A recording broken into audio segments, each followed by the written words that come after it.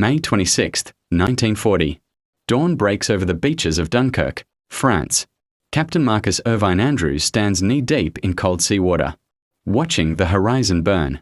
Behind him, over 400,000 British and French soldiers are trapped, pressed against the English Channel. Like animals backed into a corner. The German army has done the impossible. They've outflanked, outmaneuvered, and outpaced the entire British expeditionary force in just 16 days. The sound is what hits you first. Not the distant rumble of artillery, that's constant now, almost comforting in its predictability. It's the silence between the explosions, the absence of hope. Irvine Andrews watches men stumble onto the sand. Uniforms caked in mud and blood, eyes vacant. Some haven't eaten in 3 days. Others haven't slept in 5. They've marched over 80 miles, fighting rigard actions the whole way, just to reach this beach. And now they stand here, staring at the sea like it's a wall they can't climb. Because it might as well be. The Luftwaffe owns the sky. Messerschmitts scream overhead in waves, strafing anything that moves. Stukas dive-bomb the harbour. Their sirens engineered specifically to trigger primal terror. Every time that sound cuts through the air, grown men drop to their bellies and pray. 3 miles inland, panzer divisions are regrouping. Hitler has inexplicably ordered them to halt, a decision that will haunt German strategists for decades. But everyone on this beach knows it's only temporary. The noose is tightening. The Royal Navy has sent destroyers, massive warships meant to fight battles, not ferry refugees. But the harbour is too shallow, bombed to rubble, choked with wreckage. The big ships can't get close. They sit offshore, tantalizingly visible, impossibly far. A young lieutenant approaches Irvine Andrews, salutes with shaking hands. "Sir," the men are asking, "when do we leave?" Irvine Andrews doesn't answer immediately. He's doing the math. Even if every destroyer worked around the clock, even if the Luftwaffe disappeared, even if the weather held, they might save 30,000 men. Maybe. That leaves 370,000 to die or be captured. He looks at the lieutenant, barely 20 years old, dirt smeared across his cheek. "Tell them to hold the line," Irvine Andrews says quietly. "Tell them help is coming." It's a lie, but it's a necessary one. Because 300 miles away, across the channel, something is beginning to stir. Something the Germans never planned for. But the men on this beach don't know that yet. All they know is the tide is rising. The Germans are coming, and the sea offers no escape. May 26, 1940, 11:47 a.m. The Admiralty, London. Vice Admiral Bertram Ramsay stares at a map that might as well be a death sentence. He's been given 72 hours. That's it. 72 hours to evacuate an entire army from a beach. The enemy controls on 3 sides. His staff has a name for the operation: Dynamo. It sounds efficient, clinical. It sounds nothing like the catastrophe it actually is. Ramsay's finger traces the thin stretch of water between Dover and Dunkirk. 26 miles. On paper, it's nothing. Ships cross it daily. But right now, those 26 miles might as well be an ocean. "Sir," the latest from Vice Admiral Wakewalker, an aide says, handing him a dispatch. 6 destroyers operational.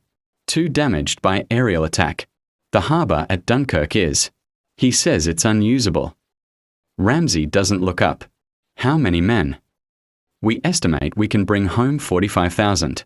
If we are lucky." The room goes quiet. Everyone knows what that means. If they save 45,000, they abandon 355,000. The mathematics of disaster. But Ramsay isn't thinking about the men they can't save. He's thinking about the ships they don't have. Destroyers are too big, too vulnerable, too few. They need something smaller.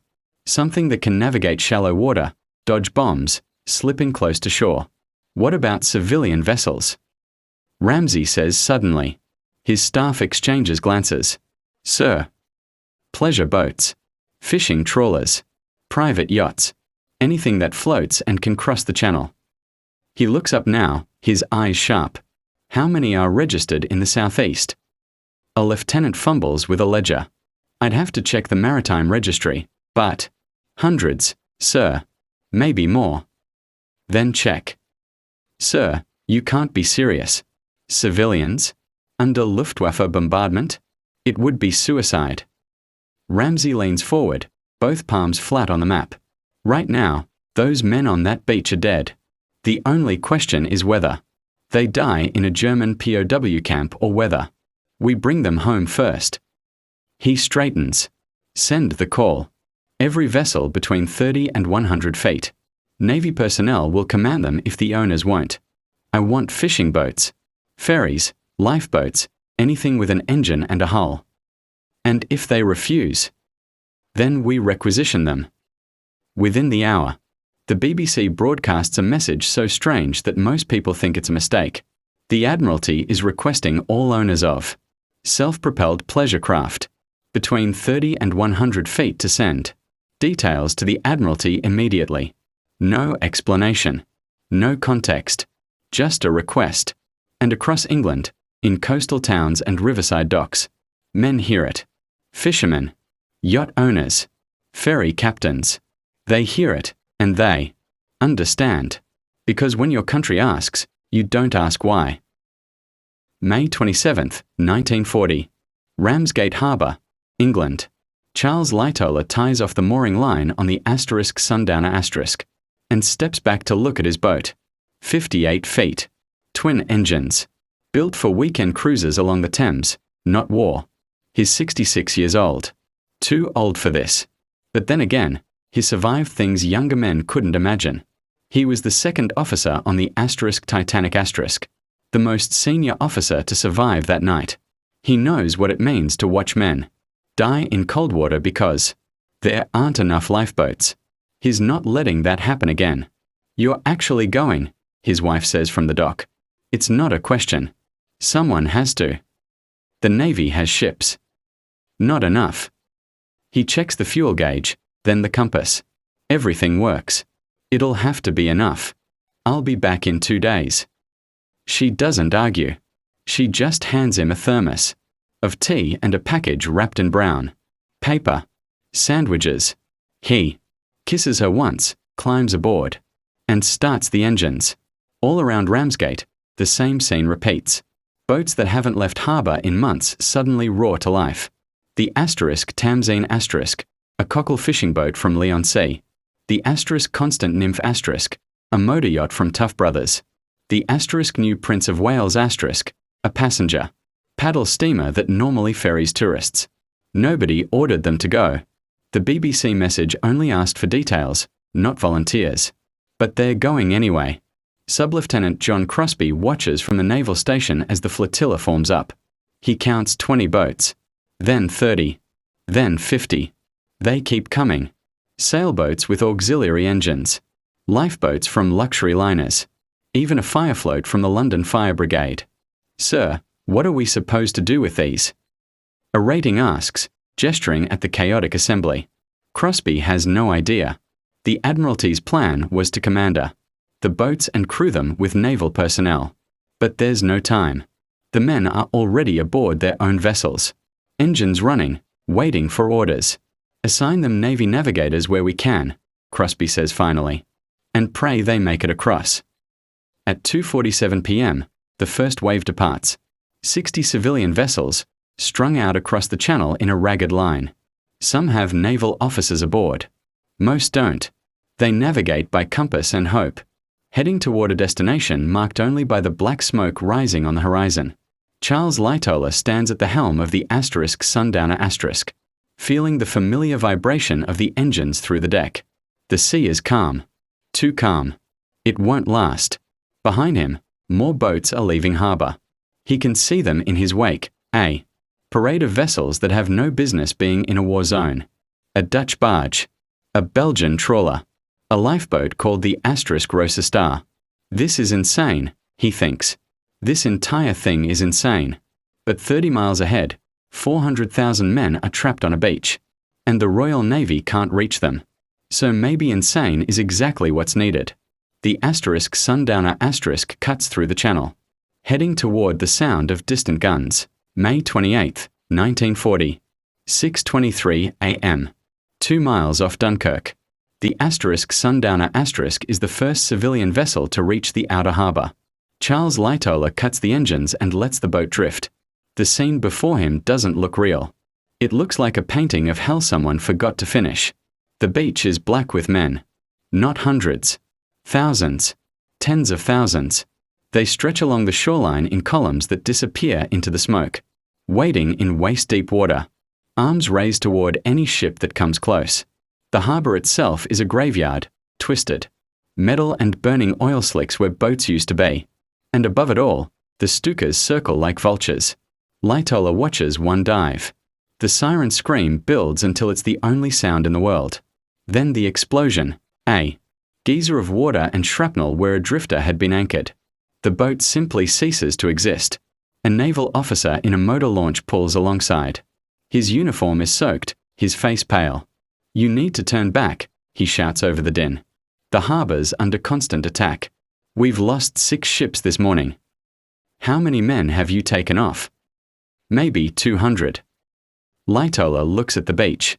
200 out of 400,000. "At this rate, it'll take months." "I'm going in," he says. "You'll never make it to shore. The water's too shallow." "Then I'll get as close as I can." He pushes the throttle forward. The Sundowner moves into the shallows, navigating around debris and bodies. Lightoller tries not to look at the bodies. When the hull scrapes sand, he's still 50 yards from shore. Close enough. "Here," he shouts, waving his arms. "Form a line." The soldiers don't need to be told twice. They wade toward the boat in a stumbling, desperate procession. The first man to reach the Sundowner is so exhausted he can barely pull himself over the rail. Lightoller hauls him aboard, then the next, then the next. They keep coming. Lightoller designed the Sundowner for 12 passengers. Comfortable cruising. He stops counting at 40. "Sir, we are sitting too low," his son Roger says from the stern. "Water is lapping over the gunnels." "I know." "If we take any more." "I know." But Lightoller doesn't stop. Neither do the men in the water. They cling to the sides of the boat, crowd the deck until there's no room to move. 70 men. 80. The Sundowner wallows like a drowning thing, barely afloat. Then Lightoller hears it. That sound. The Stuka siren. Everyone down. He roars, but there's nowhere to go. The men are packed too tight. The bomb hits 30 yards to starboard. The explosion lifts the Sundowner like a toy, water hammering the deck. Men scream. Some are thrown overboard. Lightoller grips the wheel and somehow keeps the boat upright. When the water settles, he does a quick count. 2 men lost. 78 remain. It'll have to be enough. May 29, 1940. 3:15 p.m. The Channel crossing. Commander James Campbell stands on the bridge of the destroyer HMS Grafton and watches a Dutch fishing boat overtake him on the starboard side. This is his 4th run to Dunkirk in 36 hours. He's exhausted. His crew is exhausted. And now he's being passed by a civilian vessel that looks like it belongs in a museum. Not a war zone. The boat, Doggersbank according to the faded letters on her hull, is riding dangerously low. Campbell can see why. She's crammed with soldiers. They're sitting on the deck, hanging off the railings, packed into the cabin like sardines. He counts at least 60 men on a boat built for 20.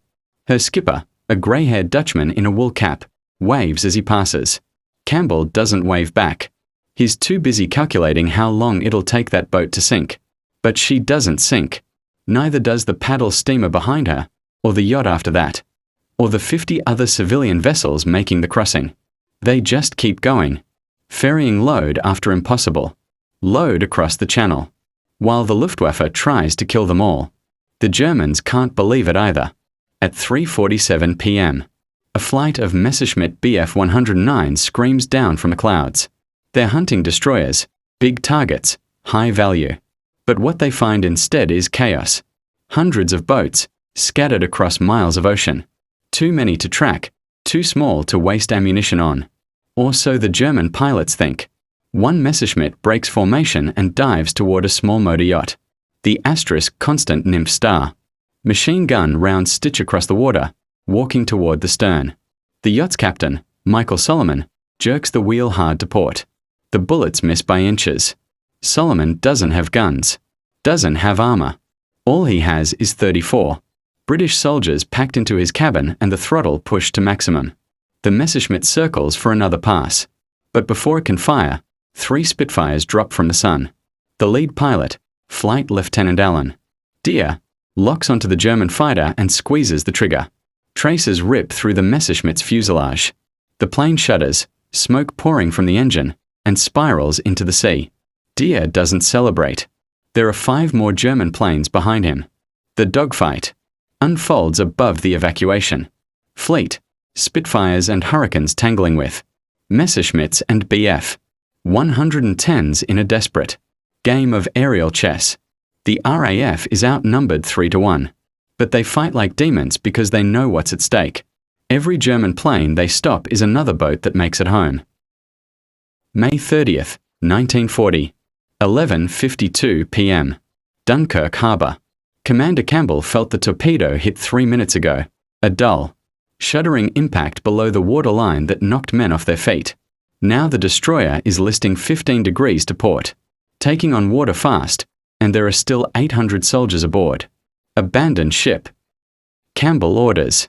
His voice is steady, but his hands shake as he grips the railing. This is his 4th command. He's never lost a ship before. The soldiers move with practiced discipline, filing toward the lifeboats. But there's not enough room. There's never enough room. Some jump directly into the freezing channel, striking out for nearby vessels that are converging on the Grafton *, like moths to a dying flame. The minesweeper *LYDD* pulls alongside. So close her hull scrapes paint off the destroyer. Men leap across the gap. Some make it. Some don't. The ones who don't disappear into the black water between the ships. Campbell is the last to leave. He steps onto the *LYDD*'s deck and turns to watch his ship die. The Grafton * rolls further to port, her stern rising out of the water, propellers still spinning uselessly in the air. Then she slides beneath the surface with a sound like a sigh. 62 men went down with her. Campbell doesn't have time to mourn. Neither does anyone else. June 1st, 1940, 4:37 a.m. East Mole, Dunkirk Harbour. Lieutenant Colonel Jimmy Langley is holding the pier together with spit and prayers.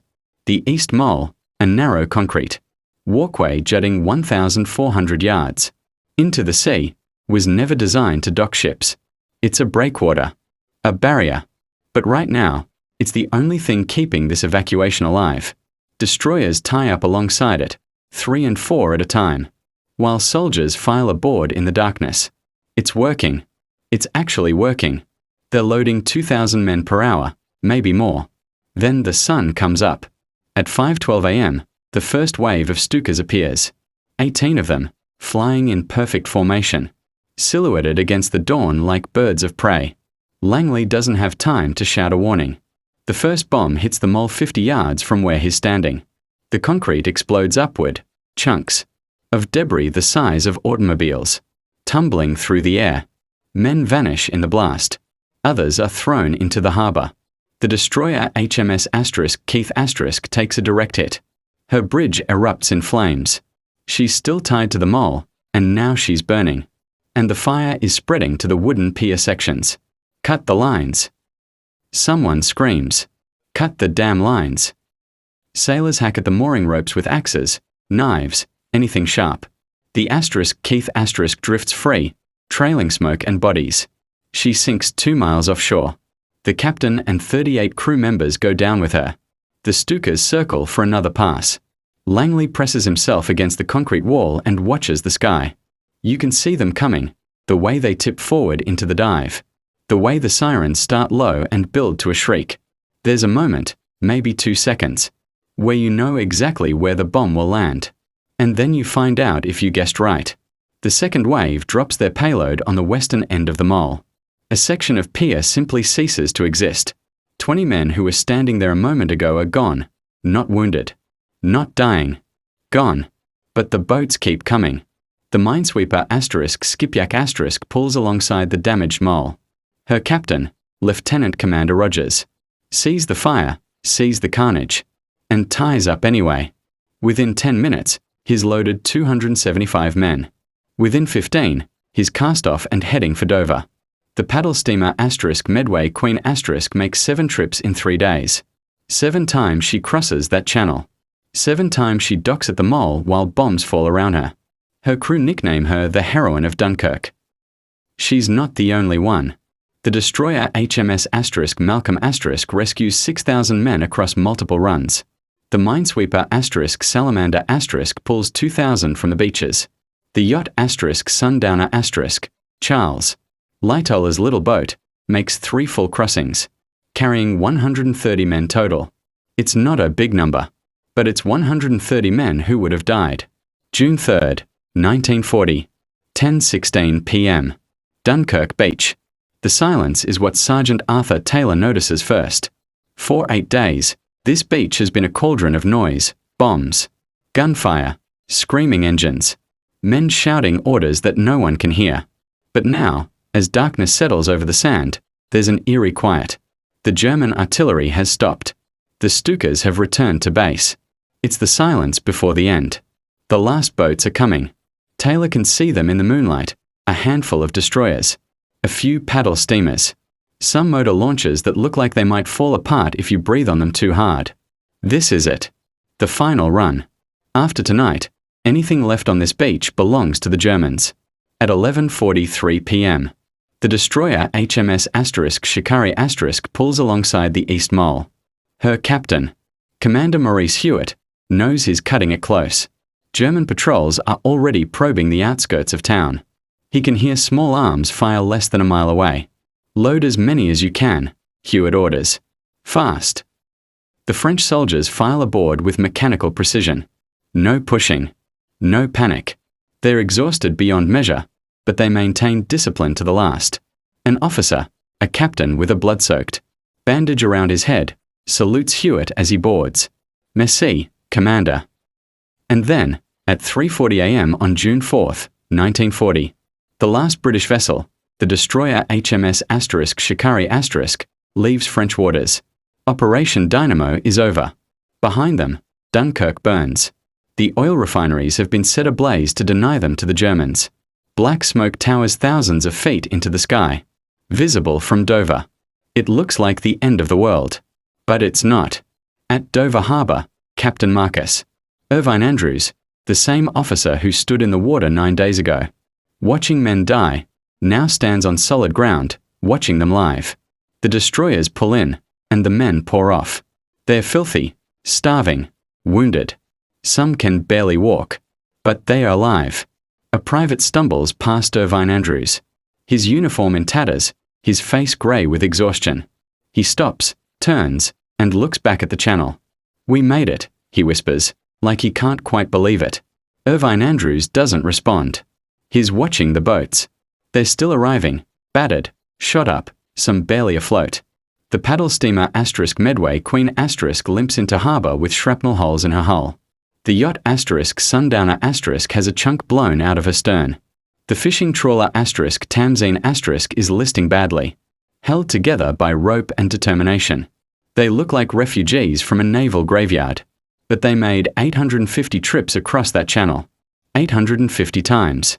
They sailed into hell and came back with men who were supposed to die. And the numbers, the impossible numbers, are final now. 338,226 men evacuated. British, French, Belgian, Dutch. In 9 days, under constant attack. With ships that were never meant for war. Subscribe for more.